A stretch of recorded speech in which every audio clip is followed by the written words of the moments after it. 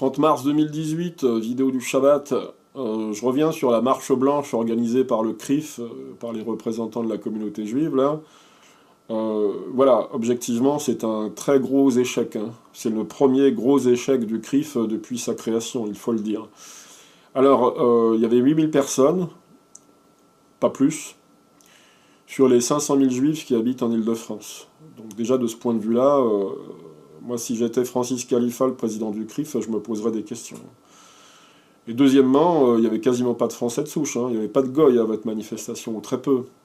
Si, il y avait les hommes politiques, avec leur garde du corps, parce qu'ils ont un intérêt direct à se présenter à vos rassemblements et à vos dîners. Mais le petit Français de souche, manifestement, il a compris que c'était une escroquerie, votre histoire. C'est pas parce que la victime, Mireille Knoll, une vieille dame de 85 ans, était juive, qu'on doit tous se souder autour de votre communauté, hein. Vous récoltez ce que vous avez semé, vous, les juifs, les représentants de la communauté juive. Je vous rappelle quand même qu'il y a des centaines de meurtres chaque année en France. La plupart des victimes sont des Français de souche. Je vous rappelle aussi qu'il y a eu des centaines de meurtres racistes en France ces dernières décennies. J'en ai répertorié, en fait je les ai tous répertoriés dans le racisme anti-blanc, dans mon livre sur le racisme anti-blanc, et jamais, jamais, jamais, je n'ai vu que le CRIF avait manifesté sa sympathie à la famille de la victime, sa compassion, ses condoléances. J'ai jamais vu ça.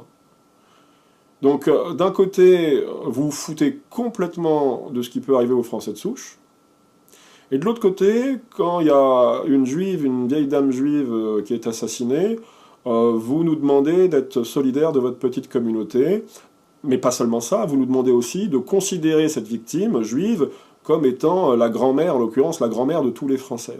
Et vous demandez aux hommes politiques de venir vous soutenir. Alors pour les hommes politiques, c'est facile, parce qu'ils connaissent l'influence que vous pouvez avoir dans les médias et dans la politique, et donc ils savent qu'ils ont intérêt à venir à vos rassemblements.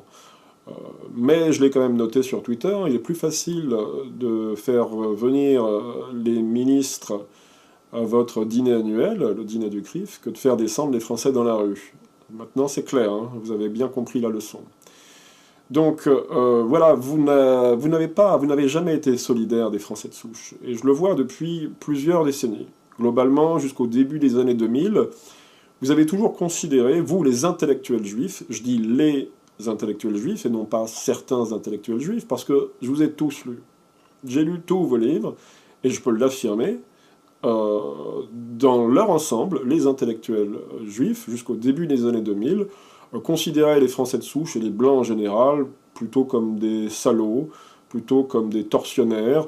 On serait coupable de tous les maux sur cette terre, depuis l'Inquisition, l'esclavage, le pillage du tiers-monde, etc., etc.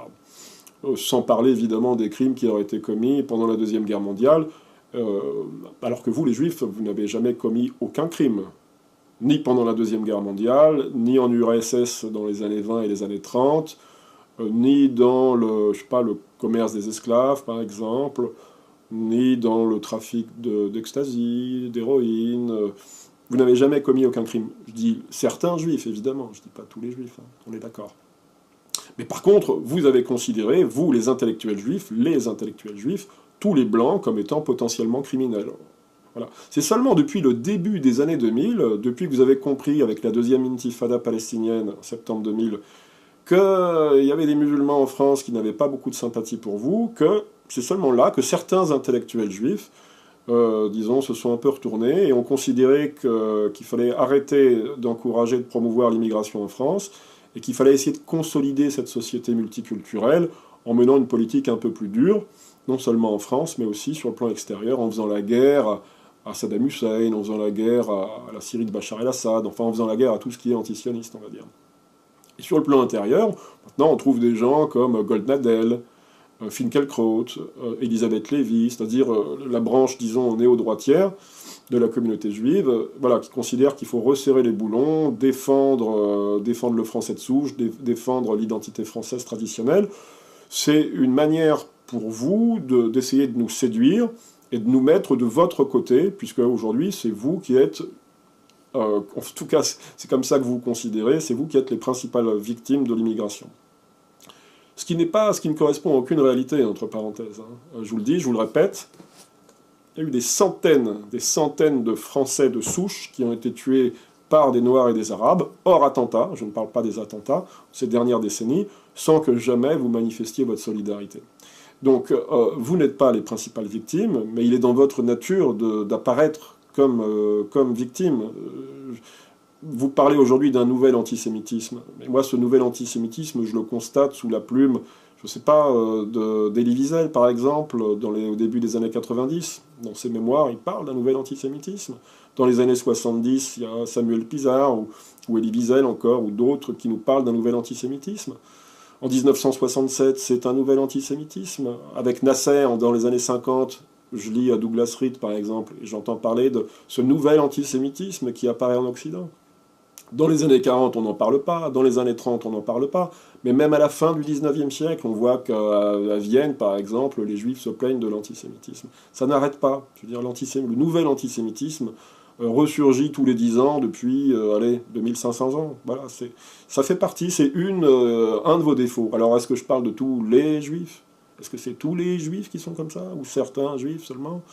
Bah ensuite, le débat, il est là. Hein. C'est ce que me demandait le président du tribunal au procès de Sora. Vous dites les Juifs. Tous les Juifs. Je dis, bah oui, les gens qui se sentent Juifs. Ensuite, il y a des Juifs qui se sentent pas très Juifs. Alors, je prends le cas de Zemmour. Je sais bien que c'est un petit peu particulier, mais dans les livres de Zemmour, je sens un réel amour de la France.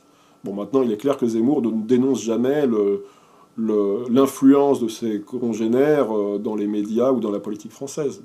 Il n'est pas entièrement sorti du judaïsme. Mais on le voit que dans ses livres, il est en marge, il est en dissidence par rapport, disons, à la pensée juive traditionnelle. Voilà, donc vous récoltez ce que vous avez semé. Je parle des gens du CRIF, là.